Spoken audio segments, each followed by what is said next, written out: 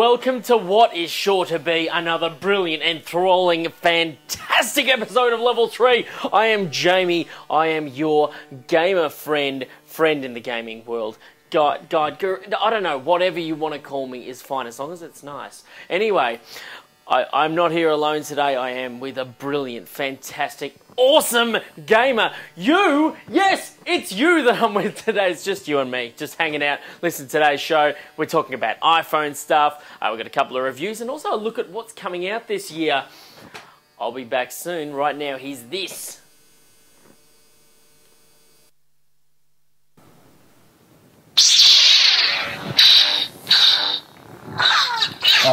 Sorry, yeah, I was being a Jedi, I think, or a wanker, I can't remember which one. Now, we're here to review the iPhone. This is something that we haven't touched, mainly because we didn't have enough experience with it, or we didn't actually have any, which is something Apple could have corrected, but they didn't. The reason we're going to cover it is because we're all Apple heads, let's face it. All of us are anyway here at the show, and we thought we'll cover it because the world's kind of split. There's a half of the people who must have an iPhone, want one so badly, and then there's the other half who have to hate it because they have to hate it. And I think the one reason behind that is Apple's absolutely verifiable certificate, like A+ certificate in marketing, and this is something Nintendo's picked up on as well.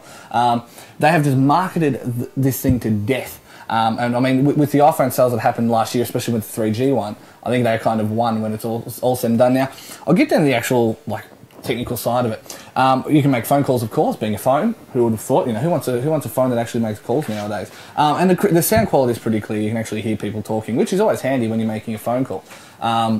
You know, the hold functions are pretty good, and because the touchscreen is so responsive, and it's something I'll get onto later, it's something that's really, really responsive about it. It's actually really easy to switch calls and stuff like that. And the great thing as well, and this is something that I noticed when I was going through it, is the contact list that comes up, like it'll automatically, the way that you set up the contacts, it's just fantastic to scroll through, because you just go flick, bang, done, magic. The thing that I've noticed with other touchscreen phones, and now I'll go on to the touchscreen a little bit, is just how slow and laggy the touchscreen is. And I found with my HTC, which I've owned as well, that it never had a habit of locking whenever it went to the dark screen. The great thing with this is it's got the slide to unlock, and it doesn't sound like much, but that has saved me so much on phone calls, because when I had my old HTC phone, put it in my pocket thinking it's locked. No, don't be silly. The buttons would always activate, so you'd be making calls from your pocket, so people would be talking to your groin. Not exactly the best conversation, but there's certainly worse ones out there. You could, of course, call the weird kid. Now, onto the touchscreen, and this is something that I think is really funky. The fact that you can reshape the windows and stuff like that. So let's say you're internet surfing, right, which works really well, just connects onto your data and stuff, and away you go. The way that you stretch and skew the screen is, you pull it in to make it smaller, and you stretch it out to make it bigger. You can rotate it by putting your finger down and spinning your thumb around. It's just really easy to do, and it was something that I found as well using, once again, we'll use HTC as an example because that's the one that's meant to be taking on the iPhone directly. It was really poxy. The way you had to go into a menu screen and change all this stuff to how you wanted it, and then if it didn't fit, you had to change that one option back. Whereas this, you can just do it to whatever you want, and it's still picks up your actual button presses pretty well. So let's say you leave it in tiny mode, so it's really tiny. You know what button you want to press, you just press it. It will actually pick up on where you're pressing really well. So I found the internet surfing on this alone to be worth the money. And it sounds like that's a bit of a wanky thing to say. And it is, because let's face it, everyone who owns one is one. It just saves me so much time and energy, especially when we're here on the set, being very, very busy. You just want to check something out quickly. You just do it takes you about 2 seconds and away you go. And the real reason I'm doing this is because we wanted to discuss the gaming side of it. And this is something I want to get into now. The games on this, there's actually some really good ones out there. You've got Monkey Ball, of course, but Monkey Ball was good when it was on everything else. You've got stuff like Rolando, which is really, really just a rip-off of Loco Roco. It's still great, though. This is the thing, the accelerometer in this thing is top-notch. Not to mention, the touchscreen and everything just works really well with the whole idea of, thing and then jump, and it really, really works. So Rolando's a really good example of how it's done properly. You've got some other stuff on there as well, but the thing with it is, it wasn't built as a gaming device, and this is where it differs from, let's say, the PS3, for an example. Because at the moment, Sony's marketing the PS3 as, it's a gaming console. No, sorry, it's an entertainment system with, the PlayStation software available on it as well. iPhone have never really gone down that road of, we're making this specifically for games.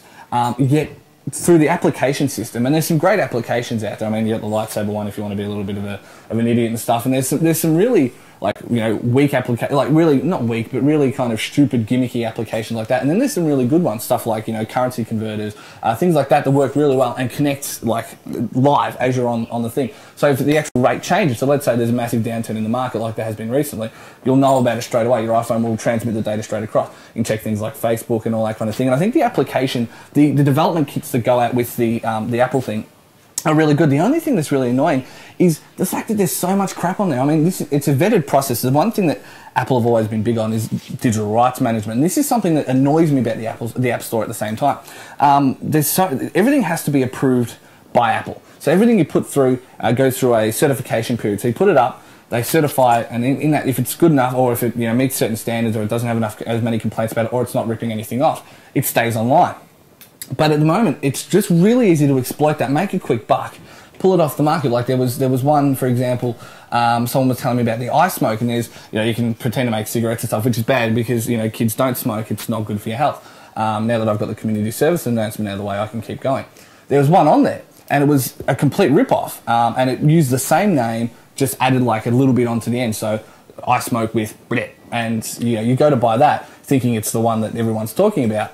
It's not. It's the one that's ripped off, and then there's, you know, say no, it's just a big slap in the face on the side of it, and you deserve it. You know, you should have done the job better. But this is one that I actually, like, I was talking to someone about, and it happened to them as well as it happened to me, because that was how we got onto the conversation. So, the thing that really annoys me is the App Store, for everything, for all its vets and all its controls and all of its, you know, they're meant to be doing a certification process. Some things get through that are just really crap. And I'd understand if it was open source, if it was like the Android phone, like it's going to be Linux kernel. I can understand that there's so much crap on there that it's not funny. But, I mean, considering they're meant to be vetting these things, you know. So, I mean, what's the point of all this? The point is we're dealing with, this is going to be the way things all go now. Everything's going to be convergent. It was slowly going that way before, but I think the iPhone kind of took it, ran with it, marketed it as a suitable product. Because people look at smartphones, they look at Blackberries, and they look at, you know, the Nokia smartphones and the Omnia and stuff, and they go, it's a bit too much for what I want. They just want maybe a bit of music on there or something. I think iPhone has that right mix of marketing and actual like viable product to make it go in the future. Just remember, there's no MMS, there's none of that, and the actual games on it are pretty good. So you can certainly do a lot worse than paying, say, $4 for a game of, like, for a pool game. That's actually pretty good, or even, like, hell, there's plenty of free ones out there. You know, there's certainly worse gaming systems you could get. I mean, instead of paying, like, say, $70 for a DS game, some of the games I've found on here I pay $10 for, and I found so much more enjoyment than something I've got on the DS. So it's something that I think like Nintendo and stuff are really going to have to look into. The idea of, and this is where they've gone with the DSi. I think the fact that they're realising that not everyone wants to pay $70 for a game, and so there's some games that don't deserve to cost $70. So they're looking at downloadable content as an example. But I think they've got a long way to catch up to the iPhone. So, as I say, if you're a Windows head, you're not going to listen to me anyway. You're not even going to do it. If you're a Mac user, unfortunately, you're kind of stuck with this if you want like calendar options and stuff. But for everyone in between, if you want a bit of gaming and you want a bit of, you know, gimmicky, and you don't mind being a wanker, knock yourself out. They're a hell of a lot of fun. I'm off now to go practice my Ocarina playing. You know, there's nothing better than playing, you know, Epona's song on the Ocarina when you're just sitting there at the train station. Everyone looks at you like a freak. Off I go.